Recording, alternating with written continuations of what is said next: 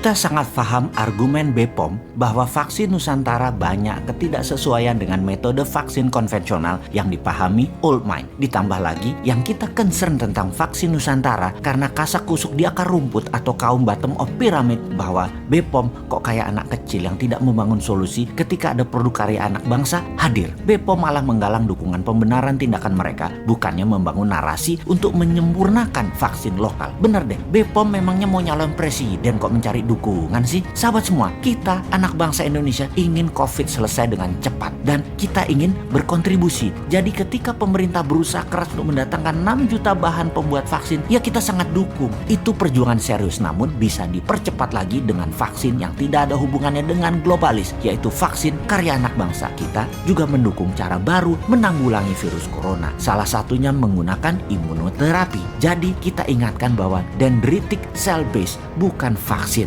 Jadi wahai pejabat, kali ini New Mind mengingatkan saja bahwa pendekatannya nggak bisa pakai protokol vaksin konvensional. Bahkan WHO belum punya standarnya. Kita harus improvisasi demi anak bangsa, demi kebanggaan nasional. Parameter kemajuan sebuah bangsa itu adalah berani berinovasi, bukan hanya menuruti WHO dan standar lainnya. Benar, ada banyak hal yang bisa kita kontribusi untuk negara. Jangan sampai kita kesankan tidak nasionalis dan tidak adaptif atas hal yang baru, apalagi karya anak bangsa. Kita semua paham bahwa vaksin itu memasukkan virus yang sudah dilemahkan ke dalam tubuh manusia. Sedangkan dendritic cell adalah sel darah pasien dikeluarkan lalu dipisahkan antara white blood dengan dendritiknya. Ini new mind banget. Sehingga seperti dalam informasi sebelum ini, di mana kita harus menjaga anak bangsa dari permainan globalis yang bisa saja memasang jebakan virus dan serial vaksin di tubuh manusia Indonesia dan seluruh dunia. Strategi para globalis dengan kaki tangannya para broker vaksin akan membuat vaksin menjadi wajib, di mana ternyata vaksin ini jangan-jangan, sekali lagi, jangan-jangan adalah vaksin yang membuat virus bisa mutasi bentuk baru. Sekali lagi, jangan-jangan bisa membuat virus bermutasi menjadi bentuk baru di tubuh manusia. Lalu beberapa tahun kemudian ada jenis baru penyakit dan